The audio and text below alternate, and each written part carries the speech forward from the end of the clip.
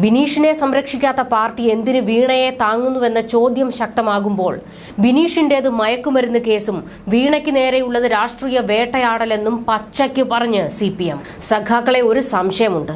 വീണയ്ക്ക് നേരെയുള്ളത് എങ്ങനെ രാഷ്ട്രീയ വേട്ടയാടലാകും? വീണയുടെ കമ്പനി നടത്തിയ അഴിമതിയിലാണ് അന്വേഷണം.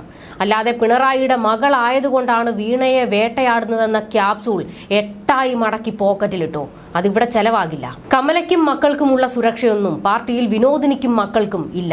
ലോക്സഭാ തെരഞ്ഞെടുപ്പ് പ്രചാരണത്തിൽ എക്സാലോജിക് വിവാദം വിശദീകരിക്കാൻ പാർട്ടി കേഡറുകളെ സജ്ജമാക്കിയിരിക്കുകയാണ് CPM. ജില്ലാ മണ്ഡലം തലങ്ങളിൽ ബ്രാഞ്ച് സെക്രട്ടറിമാർ വരെ ഉള്ളവർക്ക് പ്രത്യേക ശില്പശാല നടത്തി പരിശീലനം നൽകുന്നു.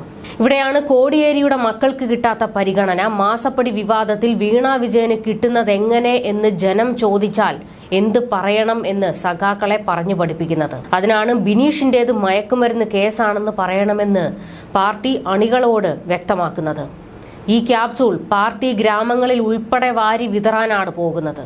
ഒരു കറക്ക് കമ്പനി തുടങ്ങി കേരളം തീരെഴുതി വിറ്റു. പല തട്ടിപ്പ് പദ്ധതികളും കൊണ്ടുവന്ന് കോടികൾ അടിച്ചെടുത്തു. നടന്നിരിക്കുന്നത് കോടാനുകോടികളുടെ അഴിമതിയാണ്.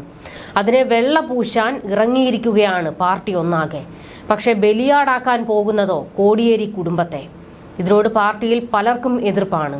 വീണയെ താങ്ങാൻ കോടിയേരി കുടുംബത്തെ അപമാനിക്കുന്നത് നല്ലതിനല്ലെന്ന് ഒരു കൂട്ടർ പറയുന്നു. അതിനും വേണ്ടി ആരാണ് പാർട്ടിക്ക് വീണ? ഒരംഗത്വം പോലും ഇല്ല, ചെങ്കൊടിയും പിടിച്ചിട്ടില്ല. ബിനീഷിന്റെ കാര്യത്തിൽ പിന്നെ കൊടി പിടിച്ചിട്ടുണ്ട്, 10 മുദ്രാവാക്യമെങ്കിലും വിളിച്ചിട്ടുണ്ടെന്ന് പറയാം. പാർട്ടിയിലെ നേതാക്കന്മാരൊക്കെ തച്ചുവെച്ചോ? നിങ്ങളെയും കാത്തിരിക്കുന്നത് കോടിയേരിയുടെ അതേ അവസ്ഥയാണ്. ഒരു കുടുംബത്തെയും പാർട്ടി സംരക്ഷിക്കാൻ പോകുന്നില്ല. പിണറായിക്കും കുടുംബത്തിനും മാത്രമേ പാർട്ടിയിൽ സർവാധികാരമുള്ളൂ. പാർട്ടി ഒരു കുടുംബത്തിലേക്ക് കേന്ദ്രീകരിച്ചിരിക്കുകയാണ്. ബിനീഷിനെ അപമാനിക്കാനുള്ള നീക്കത്തിൽ വിനോദിനി എന്തെങ്കിലും പറയുമോ എന്ന് കാത്തിരുന്ന് കാണണം. പക്ഷേ സാധ്യത വളരെ കുറവാണ്. കാരണം അവർക്കിപ്പോൾ വലിയ റോളൊന്നുമില്ല. കോടിയേരിയുടെ ഭൗതിക ശരീരം തിരുവനന്തപുരത്ത് പൊതുദർശനത്തിന് വെക്കാത്തതിൽ വലിയ വിമർശനം വന്നിരുന്നു. പിന്നീട് വിനോദിനി ചില വെളിപ്പെടുത്തൽ നടത്തിയത് CPMന് വലിയ അടിയായി. MV ഗോവിന്ദനോട് താനും മക്കളും അപേക്ഷിച്ചിരുന്നു തിരുവനന്തപുരത്ത് ഭൗതിക ശരീരം വെക്കണമെന്ന്. ഒടുവിൽ വൻ വിവാദമിളകി.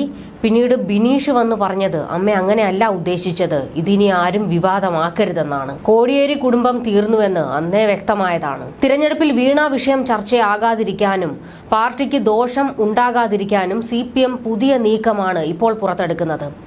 ജനങ്ങളിൽ തെറ്റിദ്ധാരണയുണ്ടാക്കുന്ന ശ്രമങ്ങളെ കൃത്യമായി ഇടപെട്ട് തടയാൻ ഓരോ പാർട്ടി അംഗവും ശ്രമിക്കണമെന്നാണ് പാർട്ടി നേതൃത്വത്തിന്റെ ആവശ്യം.